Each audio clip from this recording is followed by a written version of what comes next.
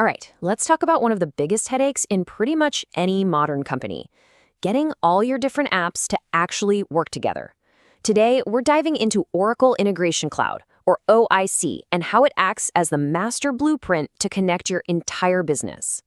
So let me just start by asking you a question. Seriously, think about the tools you use every single day. The sales team, they've got their CRM. Finance is over in their ERP. HR has its own system, but do any of them actually talk to each other? Or is someone stuck manually copying data from one to the other?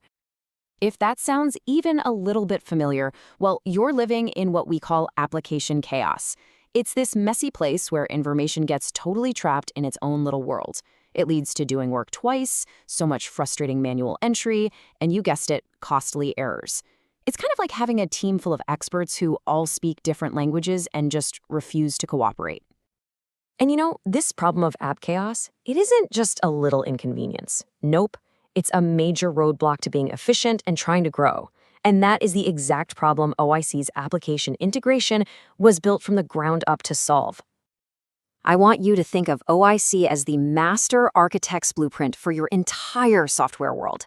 It's not here to replace the apps you're already using. Instead, it provides this elegant underlying structure that lets them all communicate, share data, and automate processes like they were always meant to. So how does this blueprint actually work in the real world? Well, it all comes down to something called an integration flow. Let's break down the journey of just one piece of data as it moves from one system to another. Every single integration follows this fundamental three-step dance. First, you have a trigger. That's just an event happening in a source application. Second, orchestration. This is where OIC jumps in, acting like a universal translator.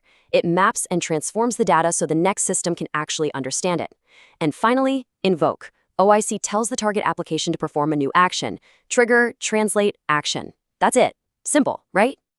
And here's a perfect example of how that works. A customer places a new order on your Shopify store. That's our trigger.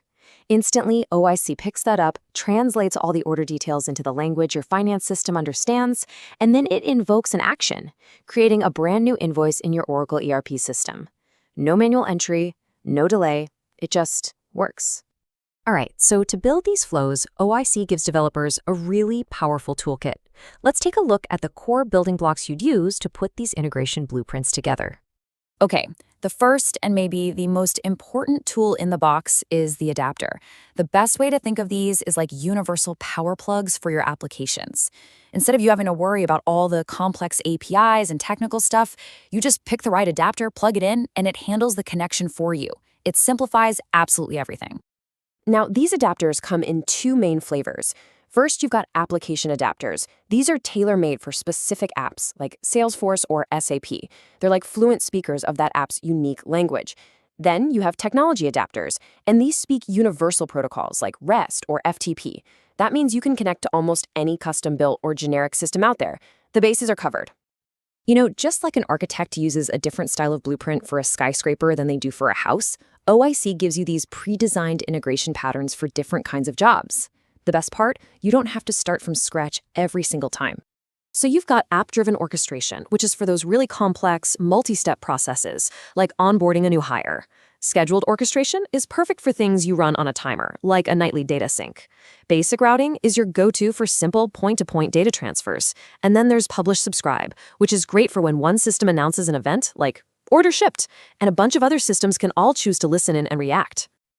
Now, we get to the really crucial part of any integration, mapping. How do you tell OIC that the first name field in one system is the same as the given name field in another?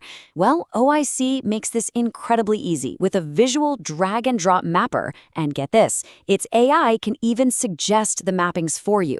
But for those more complex situations, you can use powerful XPath functions to transform the data however you need. Okay, so this all sounds fantastic for cloud apps, right? But I know what you're thinking. What about all those systems running inside my own private network? The on-premises databases or old legacy systems. How in the world does a cloud service like OIC securely reach them? The answer is the connectivity agent. And this is so clever. It's a small, lightweight piece of software that you install inside your network. Now, here's the critical part. It makes a secure outbound connection to OIC in the cloud. OIC never ever initiates a connection into your network. I love this way of putting it because it perfectly captures the security benefit. It really is like a secure, prearranged handshake that's always started from your side. And what that means is you don't have to open up dangerous inbound ports in your firewall, which is basically like leaving a door wide open to the internet.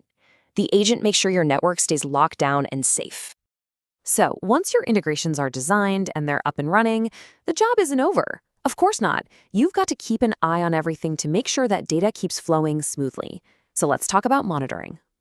OIC basically gives you a complete mission control for all your integrations. You get these real-time dashboards for a high-level health check at a glance. You can track down individual transactions, like finding one specific customer's order, just by using a business ID.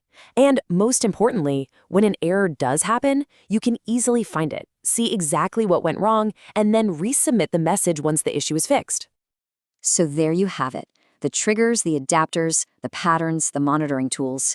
You now have the blueprint for connecting your entire application landscape and finally putting an end to all that application chaos. So the only question left is, what are you going to build first?